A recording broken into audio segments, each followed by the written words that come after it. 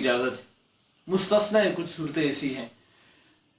ان صورتوں کے علاوہ باقی جھوٹ حرام ہے، اور جو چیزیں جھوٹ کے بارے میں جو اللہ تعالیٰ نے جو عذاب اور جو اس کی سزا ہے اور جو اس کی نحوست ہے وہ اسی طرح قائم ہے ان صورتوں کے علاوہ. وہ صورتیں کیا ہیں؟ آپ صلی اللہ علیہ وسلم نے فرمایا کہ جب دو بندوں کے درمیان صلح کی جا رہی ہو اور اس وقت اگر کوئی جھوٹ بول دے اور پتہ ہو کہ اس جھوٹ سے دونوں کے درمیان صلح ہو سکتی ہے تو جھوٹ بولا جا سکتا ہے.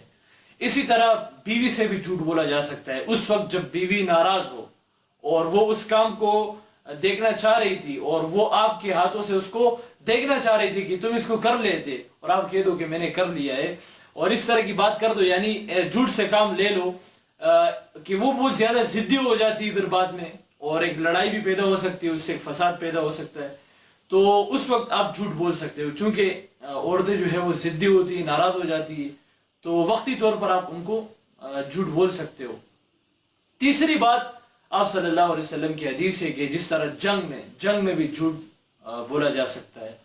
اور جنگ تو چال ہے نا کہ دشمن کے خلاف اور اس کے خلاف چال اور ایک دھوکہ دینا ہوتا ہے ان کو کہ یہ دھوکے میں آ جائے، ایک چال چلنی پڑتی ہے. تو اس میں جھوٹ سے بھی کام لیا جا سکتا ہے تاکہ دشمن دھوکے میں رہے. دشمن جس ذہن کے ساتھ دشمن ہمارے خلاف آئے اور ہم اس ذہن کے خلاف یعنی اس مقابلے میں نہ ہو، ان سے ہم نے ایک اونچی تدبیر سوچی ہو کہ ہمارے حملہ کرنے کا یہ طریقہ ہو اور وہ دوسرا طریقہ سمجھ رہے ہو، ان کو ہم دھوکہ دے دیں، جھوٹ بول کر ان پر غالب آ جائے، تو یہ تدبیر اختیار کی جا سکتی ہے. اس وقت بھی جھوٹ بولا جا سکتا ہے. اور جنگ تو جھوٹ اور یہ چالوں کا نام ہے کہ چال سے دشمن کو مغلوب کیا جائے. ایسی 3 صورتیں ہیں، یہ 3 صورتیں جو میں نے بتائی اس میں جھوٹ بولنے کی اجازت ہے. آخری بات میں یہ بتانا چاہتا ہوں کہ یہ کون سا جھوٹ ہے. آپ صلی اللہ علیہ وسلم نے جو فرمایا کہ ان 3 صورتوں میں جھوٹ بولا جا سکتا ہے، اور یہ صورت بھی ہو سکتی ہے اگر کوئی شخص کسی شخص کو قتل کیا جا رہا ہے اور آپ کے کہنے پر جھوٹ بولنے پر وہ شخص قتل سے بچ سکتا ہے، مرنے سے بچ سکتا ہے، تو اس وقت بھی صوفی نہ بنے. یہ نہ ہو کہ وہ کہے کہ میں تو بہت بڑا اللہ کا ولی ہوں، میں کبھی بھی جھوٹ نہیں بول سکتا.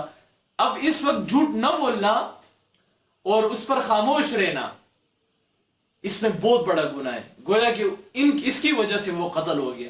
اس وقت جھوٹ بولنا ضروری ہے کہ وہ جھوٹ بول دے، اس کی جان بچا دے.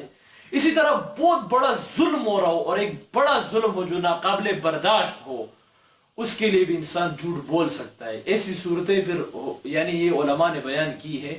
بس یہی صورتیں ہیں. اس کے علاوہ ایسا ہمارے اندر ایک مسئلہ یہ ہے کہ جب اللہ تعالیٰ اور شریعت میں جب کسی چیز کی اجازت مل جاتی ہے تو یاد رکھنا جب اس چیز کی اجازت مل گئی تو وہ کسی حد تک ہے، اس کو اسی حد تک محدود رکھنا چاہیے، اس سے آگے نہیں بڑھنا چاہیے. ہمارے اندر مسئلہ یہ ہے کہ ہم اور چیزوں کو بھی وہیں لا رہے ہوتے ہیں کہ یہ بھی اس میں شامل ہے، یہ بھی اس میں شامل ہے. تو یہ ہماری ایک عادت ہے ہم لوگوں کی کہ ہم اللہ تعالیٰ نے اجازت دے دی، اس کو محدود کر لیا ایک دائرے میں اس کو، لیکن ہم باقی چیزوں کو اٹھا کر اس دائرے میں ہر چیز کو اٹھا کر یہاں پر نہ رہے. یہ تو میں اپنے یہ تو اس میں تو دوسرے کا نقصان نہیں ہے، یہ تو اب دوسرے کو نقصان نہیں دے رہا. میں ایسا جھوٹ بول رہا ہوں کہ جس میں دوسرے کا نقصان. یہ تو اس شخص کی بات ہوئی کہ وہ کہہ رہا تھا کہ میں نے آج ریلوے والوں سے بدلہ لے لیا. کیا بدلہ لیا؟ نہیں، میں نے آج ریلوے والوں سے بدلہ لے ہی لیا. ارے بھائی کیا بدلہ لیا؟ تو وہ کہہ رہا تھا کہ میں نے آج اپنے دل کی بڑاس نکال دی، ریلوے والوں سے میں نے بدلہ لیا ہے. ارے بھائی کہہ دو کیا بدلہ لیا ہے؟ کہ آج میں نے اسلام آباد کی ٹکٹ لی اور میں گیا ہی نہیں. میں نے اسلام آباد کی ٹکٹ لی اور گیا ہی نہیں، ان کا نقصان کر دیا، میں آج گیا ہی نہیں. تو اتنا پاگل تھا کہ یہ اپنا نقصان کر رہا تھا اور یہ سمجھ رہا تھا کہ میں نے ان سے بدلہ لے لیا، کہ میں نے آج ریلوے والوں سے بدلہ لے لیا. کیا بدلہ لیا؟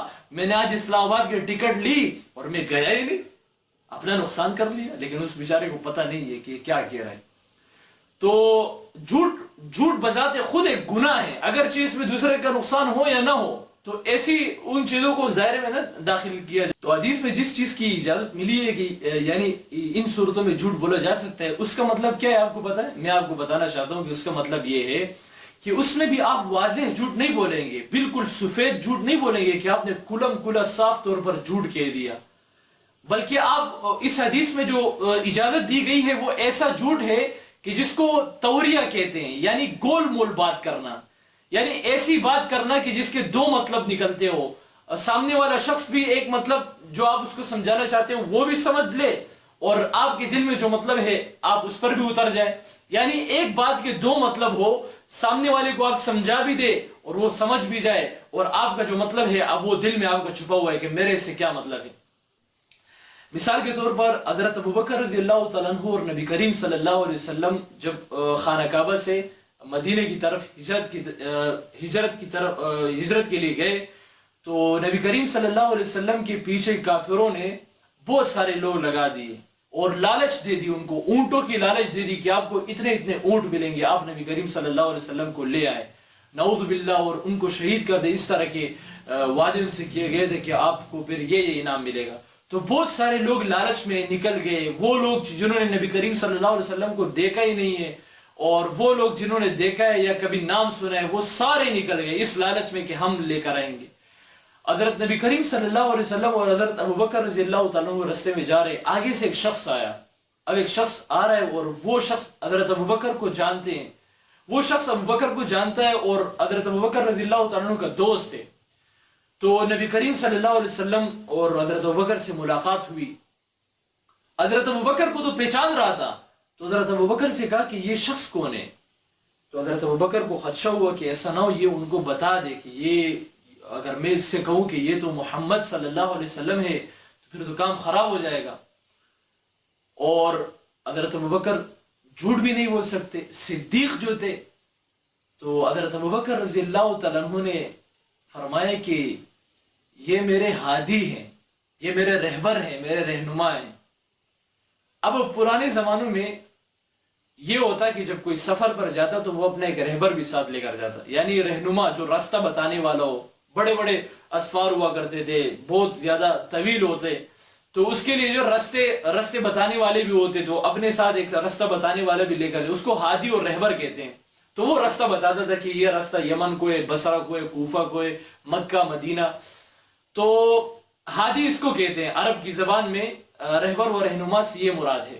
حضرت ابوبکر رضی اللہ تعالیٰ عنہ نے فرمایا کہ یہ میرے ہادی ہیں، میرے رہنما ہیں، میرے رہبر ہیں. تو سمجھ گئے اچھا یہ ہادی ہیں. حضرت ابوبکر رضی اللہ تعالیٰ عنہ نے جھوٹ، واضح جھوٹ نہیں بولا، توریہ سے کام لیا. توریہ مطلب ایسی بات کی کہ جس کے دو مطلب ہے. وہ مطلب کیا تھے؟ حضرت ابوبکر رضی اللہ تعالیٰ عنہ کا مطلب دل میں یہ تھا کہ یہ میرے ہادی ہے، یہ میرے رہبر ہے، میرے رہنما ہے، مجھے جنت کا راستہ بتانے والے ہیں، دکھانے والے ہیں، مجھے سیدھے راستے پر چلانے والے ہیں، یہ میرے بڑے ہیں، میرے رہنما ہیں. اللہ اکبر. دل میں یہ مطلب لیا، اور بتانے والے کو جو وہ چاہ رہا تھا کہ یہ بتائے، اس کو بھی صحیح طریقے سے سمجھا دیا کہ یہ میرا رہبر ہے، میرا رہنما ہے، میرا ہادی ہے، یعنی راستہ بتانے والا ہے، یہ راستہ بتانے والا ہے. اللہ اکبر. تو وہ تو سمجھ گئے، پھر وہ چلا گیا. تو اس کو توریہ کہتے ہیں. تو جو جھوٹ، یعنی جس جھوٹ کی اجازت ہے تو اس سے مراد توریہ ہے کہ ہم واضح الفاظ نہ کہیں، کوئی ایسی بات کہے کہ جس میں دونوں پہلو نکل جائے. نبی کریم صلی اللہ علیہ وسلم کی جھوٹ کے بارے میں آخری بات کرنے جا رہا ہوں کہ آپ صلی اللہ علیہ وسلم نے فرمایا آیت المنافق ثلاث اذا حدث كذب واذا وعد اخلف واذا اؤتمن خان، کہ منافق کی تین نشانیاں ہیں. اللہ اکبر. منافق تین نشانیاں. منافق وہ شخص ہوتا ہے کہ جو باطن اور ظاہر کچھ اور بتا رہے اور باطن کچھ اور بتا رہے. ظاہر اور باطن میں وہ دونوں مترادف نہیں ہے، ظاہر اور باطن ایک نہ ہو، بلکہ اس میں اور ظاہر میں اور باطن میں زمین و آسمان کا فرق ہو، اس کو کہتے ہیں منافق. آپ صلی اللہ علیہ وسلم نے فرمایا تین نشانیاں ہیں. اذا كذب العبد، جب بھی اذا حدث كذب، جب بھی بات کرتا ہے تو جھوٹ بولتا ہے. اللہ اکبر. وَإِذَا أَتُمِنَ خَانَ، کہ جب بھی اس کے پاس امانت رکھوائی جائے وہ اس میں خیانت کرتا ہے. وَإِذَا وَعَدَ أَخْلَفَ، کہ جب بھی وہ وعدہ کرتا ہے تو وعدہ خلافی کرتا ہے. اس میں ایک بات کیا ہے کہ جب بھی بولتا ہے تو جھوٹ بولتا ہے. اللہ اکبر. جب بھی بولتا ہے تو جھوٹ بولتا ہے. یہ منافق کی نشانیاں ہیں. کہیں ہم منافق میں شامل نہ ہو جائے. اللہ تعالیٰ قرآن مجید میں فرماتے ہیں لعنت اللہ علی الکاذبین، اللہ تعالیٰ کی لعنت ہو اس شخص پر جو جھوٹ بولتا ہے. اور وہ سمجھ رہا ہوتا ہے میں نے بہت بڑا کام کیا ہے، کارنامہ انجام دیا ہے، میں جھوٹ بول رہا ہوں، میرے پاس ہنر ہے، اس کو پتہ نہیں ہے کہ اللہ تعالیٰ کی لعنت تیری طرف متوجہ ہے۔ اللہ تعالیٰ ہم سب کو ان تمام باتوں پر عمل کرنے کی توفیق عطا فرمائے۔